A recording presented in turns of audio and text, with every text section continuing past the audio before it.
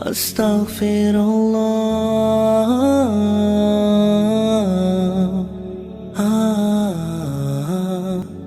forgive me Allah. اسی لیے فرمایا گیا کہ قولوا قولا سدیدا۔ ایک مرتبہ ایسے موقع پر حضرت معاذ بن جبل رضی اللہ تعالی عنہ، ان سے ہم پوری طرح متعارف ہو چکے ہیں،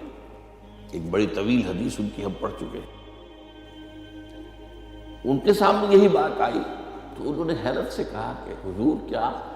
جو کچھ ہم باتیں کرتے رہتے ہیں اس پر بھی ہمارا مواخذہ ہوگا؟ فرمایا شغلت کا منہ گیا معاذ، یہ بڑے پیار بھرے انداز کی بات ہوتی ہے، اے معاذ تمہیں تمہاری ماں روئے، یہ وہاں کا محاورہ تھا جو بہت ہی اپنائیت والی بات ہوگی، اس میں ملامت کا ایک انداز۔ میں تو سمجھتا تھا کہ تم بہت دین کا فہم رکھنے والے ہو۔ اس کے بعد آپ نے فرمایا لوگوں کو جہنم میں منہ کے بل گرانے والی چیز سب سے زیادہ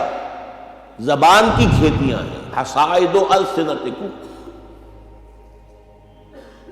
زبان سے جو لفظ نکلتا ہے وہ ایک بیج بن کر آخرت کی سرزمین میں بویا جاتا ہے۔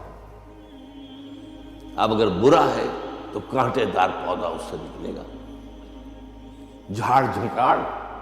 اور یہ تمہیں جا کر پھر کاٹنا ہوگا قیامت کے اندر۔ حصائد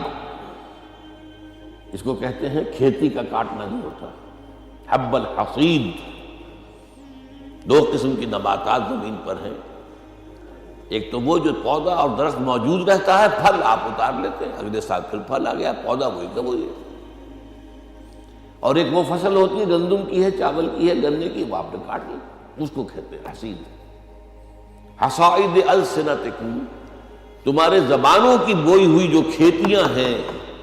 سب سے بڑھ کر جہنم میں گرانے والی شے ہوگی۔ اسی میں بلکہ ایک ذرا اور حدیث بھی ہے، ذرا اس میں حیا کا پہلو مانے ہوتا ہے بیان کرنے میں، لیکن حدیث نبوی ہے، حکمت کا بہت بڑا خزانہ ہے۔ آپ نے فرمایا مسلمانوں مجھے تم دو باتوں کی ضمانت دے دو کہ تمہارے دو عضو جو بہت ہی چھوٹے چھوٹے سے، ان کا غلط استعمال نہیں ہوگا،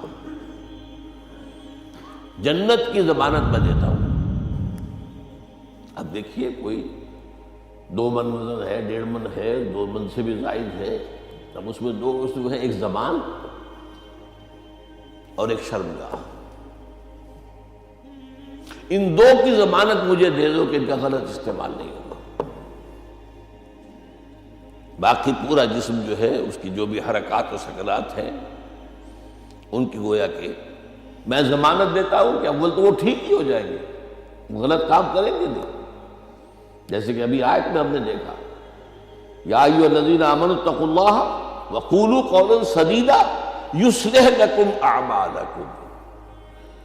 یہ کلام جو ہے شرطیہ ہے، اگر تم یہ کرو گے تو اللہ تعالیٰ تمہارے سارے اعمال درست کر دے گا، وَيَغْفِرْ لَكُمْ ذُنُوبَكُمْ، اور کبھی اگر خطا بھی ہو جاتی ہے انسان سے، ظاہر بات ہے الانسان مرکب من النسیان والخطا، تو اللہ معاف کر دے گا۔ یہ فلسفہ ہے دین کا، آپ کا رخ جو ہے سیدھا ہے، آپ صراط مستقیم پر چل رہے ہیں، یہ چلنے میں کہیں پاؤں پھسل گیا، گر گئے، پھر فوراً اٹھے پھر چلے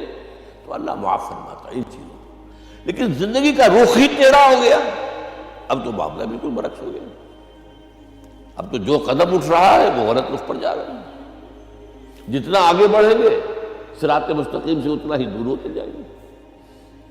رخ سیدھا رہے، اللہ کے احکام اور اس کے رسول کی سنت، اس پر رخ پہ آدمی چل رہا ہے۔ جو اللہ چاہتا ہے عبادت رب، شہادت علی الناس اور اقامت دین کی جد و جہد، اس میں انسان لگا ہوا۔